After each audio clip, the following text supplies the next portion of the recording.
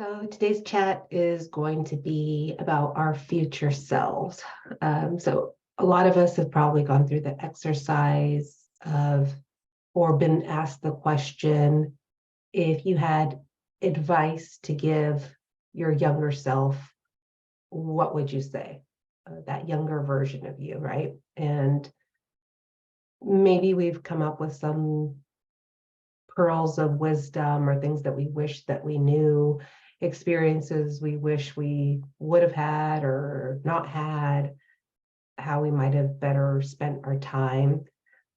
But the reality is, we can share that wisdom with others, with maybe people that we mentor, maybe our own children if we have them, but we're not really going to have the opportunity to speak to our younger self. So the concept of the future self is a little bit, obviously the opposite of that. And again, we don't have a time machine. We're not actually talking to the physical future version of ourselves. And it's also not meant to be like manifestation or like the book, The Secret. It's really more of a visualization exercise. And the point of it really is, well, there's many benefits to it, but being able to actually see and be specific about details of what our future self would be. So you can do this by thinking about what it is that you want to achieve, whether it's in your career, in your business, what kind of impact you want to make, what kind of work do you want to be doing, who you want to be doing it with. And then once you have that clarity on what your goal is, then you start to imagine yourself actually achieving it, meaning you're seeing yourself as the CEO of a company, as the owner of a winery, you've become an angel investor, you're giving a TED talk, whatever your it is, whatever your goal is, you actually see that version of yourself.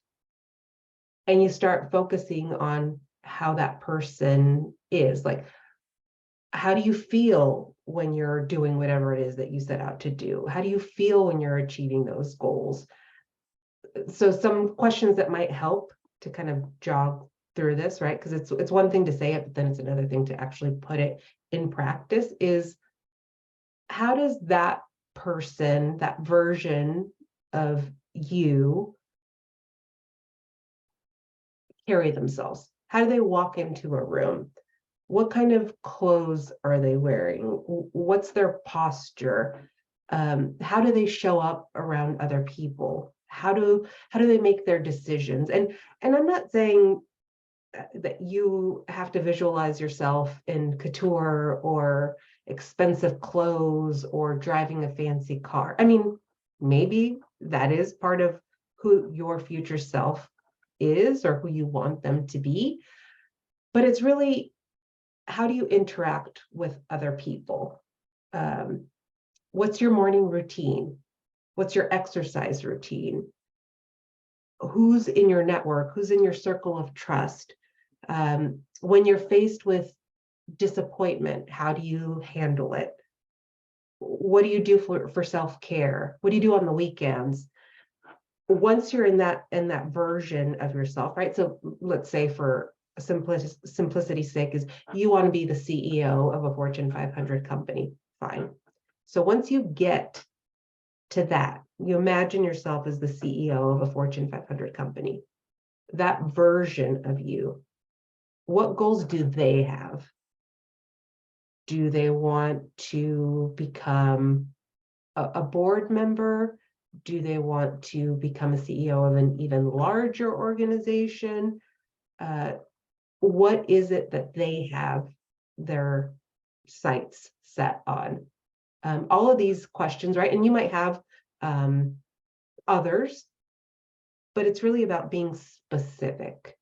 about who this person is, how they act, how they interact, where are they living? I mean, all of those things, right? As much specificity as you can have, you start visualizing more and more. It becomes more of a reality. And again, this isn't meant to manifest itself, right? Like you just think about it and it's going to happen. It's more about, it starts becoming more and more real because you're actually seeing evidence in your mind, obviously, of how the goals that you've set out to accomplish, how they're actually happening.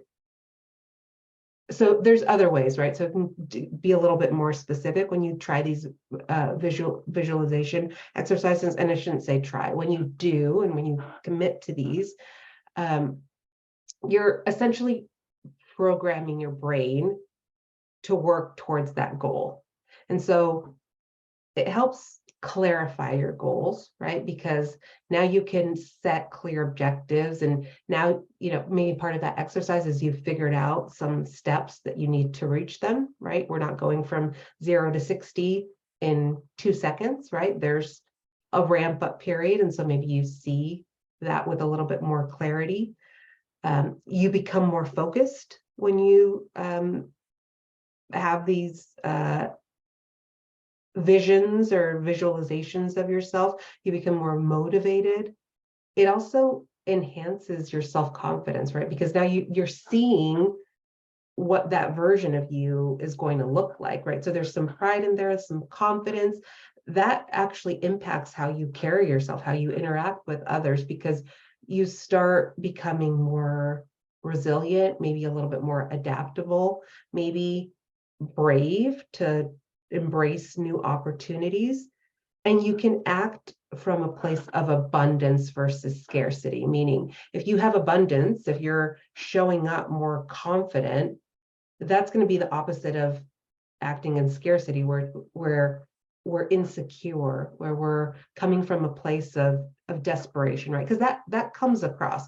That's similar to when, to use the cliche term of a used car salesman, right? Oftentimes they get a bad reputation because they do come across as desperate and sleazy, because they're coming from a place of scarcity. They don't have any sales, so they need to make that sale, and everything depends on it. So they'll say anything and do anything, right? That comes across in your interactions with others.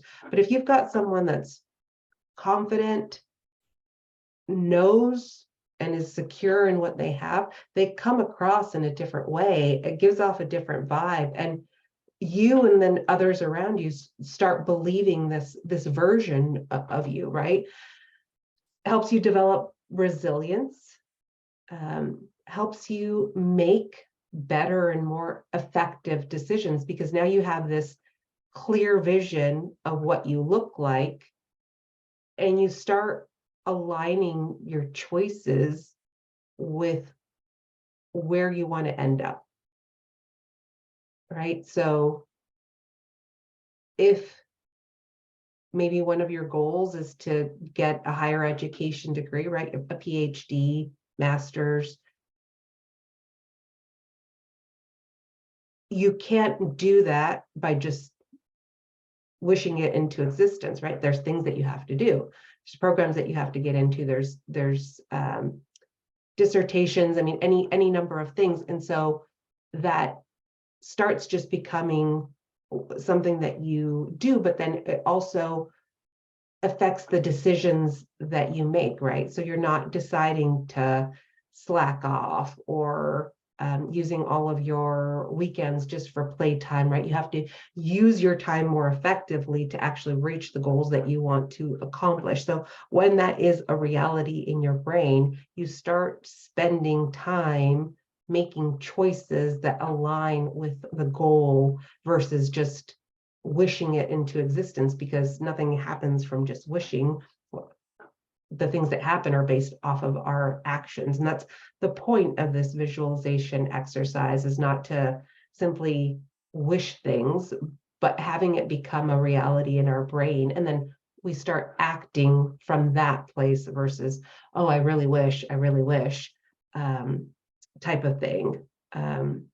It also makes you more accountable to yourself, because you start seeing it as a reality. You start becoming that version of you. It drives your action, drives your behavior, and then it does actually make you take ownership of the choices that you're making and hold yourself accountable for your own growth and your own development. Hopefully these are a few little nuggets that will prove helpful to you. If you want to learn more, visualization is one of multiple techniques that I use with my clients as we're working towards their leadership goals. Hit me up, send me an email, DM, should be able to get my contact info here in the comments. Thanks so much. Have a great rest of your day.